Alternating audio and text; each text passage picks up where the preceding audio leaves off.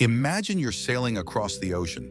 The water is calm, the sky is clear, and in the distance you spot an iceberg. At first glance it looks massive, but what you see above the surface is only a fraction of its true size. Beneath the water, hidden from view, lies an enormous structure, much larger than what is visible. Sigmund Freud, the father of psychoanalysis, used this image to describe the human mind. He once said, "The mind is like an iceberg. It floats with 1/7 of its bulk above water." But what does this really mean? How can our mind be compared to an iceberg? And more importantly, what does this reveal about who we are and why we behave the way we do? Before we dive in, make sure to subscribe to the Deep Mind Lab so you never miss our videos on personal and mental growth. Now let's take a deep plunge into the unconscious mind. Have you ever caught yourself acting in a way you didn't fully understand? Maybe you lash out in anger over something small, or feel an unexplained fear holding you back. What if these reactions aren't random at all? What if they are whispers from a part of your mind you rarely notice, forces beneath the surface, shaping your thoughts, emotions, and choices? Freud's iceberg metaphor is more than just an interesting idea. It's a key to unlocking the hidden depths of your own psyche. If you've ever wondered why you do the things you do, stay with me, because we're about to explore the unseen forces that drive human behavior. To truly understand Freud's analogy, we need to break down the 3 levels of the mind. 1. The conscious mind, the tip of the iceberg above water. Let's start with what we can see, the conscious mind. This is the small part of the iceberg that floats above the water. It represents our immediate awareness, our thoughts, perceptions, and rational decision-making. Right now, as you're listening to this video, your conscious mind is engaged. You're processing my words, forming opinions, and perhaps even reflecting on your own experiences. This is where our logical thinking happens, where we make choices and take deliberate actions. But as Freud pointed out, this part of the mind is just a fraction of the whole. 2. The preconscious mind, just below the surface. Now let's move just beneath the surface of the water.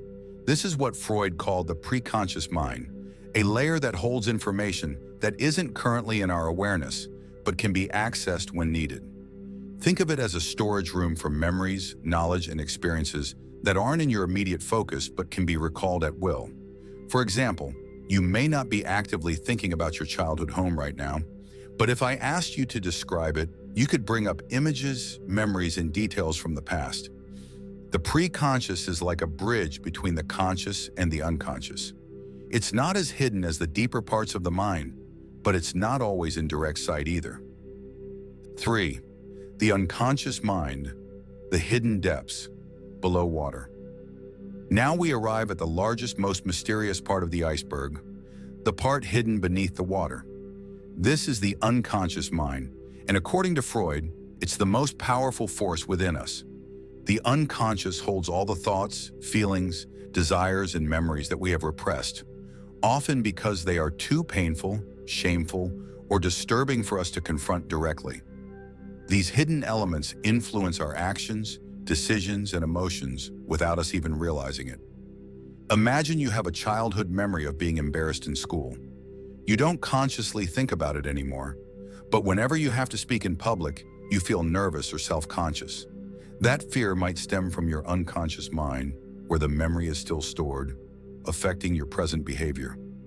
Freud believed that many of our deepest fears, insecurities, and desires are locked away in this part of the mind. And while we may not be able to see them, they still shape our personalities, our choices, and even our relationships. Freud argued that the unconscious mind is constantly at work, shaping our lives without us even realizing it. But how does this happen? One way is through what he called repression, the process of bearing painful or uncomfortable experiences deep in the unconscious. For example, if a person experienced trauma as a child, they might not remember it consciously, but the emotions and fears associated with it could still manifest in adulthood. Another way the unconscious reveals itself is through dreams.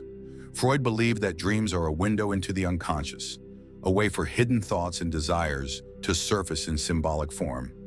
He even developed a method of dream analysis to interpret the hidden meanings behind them. Then there are Freudian slips. Those accidental slips of the tongue where we say something we didn't mean to say, or did we? Freud believed these mistakes were actually glimpses into the unconscious, revealing thoughts we try to suppress. Consider a person who calls their boss dad by mistake. Freud would suggest that this slip reveals something deeper, perhaps a subconscious association between authority and parental figures. Our unconscious also plays a role in repeating patterns in our lives. Have you ever noticed that you attract the same kind of toxic relationships, struggle with similar fears, or repeat certain behaviors even when you know they're bad for you? Freud would argue that these patterns are rooted in the unconscious, often stemming from unresolved conflicts from childhood. One of Freud's most controversial ideas was that society forces us to repress many of our natural instincts and desires. From childhood, we are taught what is acceptable and what is not. Certain emotions like anger, jealousy, or desire may be discouraged or even punished. As a result, we learn to push these feelings down, hiding them deep in our unconscious. But repressed emotions don't simply disappear. Instead, they find other ways to express themselves, sometimes in the form of anxiety, depression, or even physical symptoms. Freud believed that many psychological disorders stem from this repression.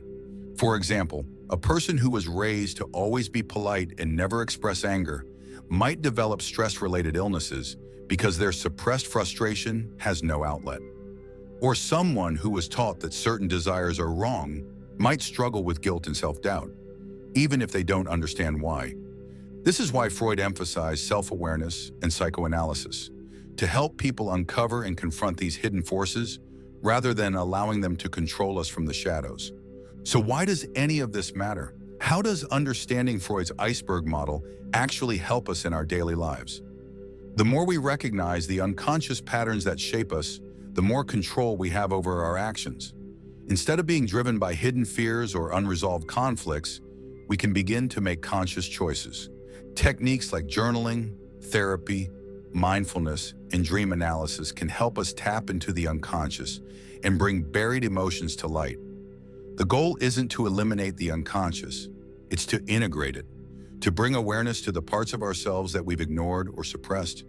The mind is a vast and complex world, and most of it remains unseen. But by exploring its depths, we can begin to understand ourselves on a much deeper level. Freud's iceberg metaphor is more than just a theory. It's an invitation to look beyond the surface, to question why we think, feel, and act the way we do, to recognize that much of what drives us lies beneath our awareness. So the next time you find yourself reacting strongly to something or stuck in a familiar pattern, ask yourself, what's beneath the surface? Because the more we explore the depths of our own mind, the more power we gain over our own lives. Thank you for watching. If this video resonated with you, share your thoughts in the comments. Let's explore the depths of the human mind together. Until next time, stay curious and embrace your journey.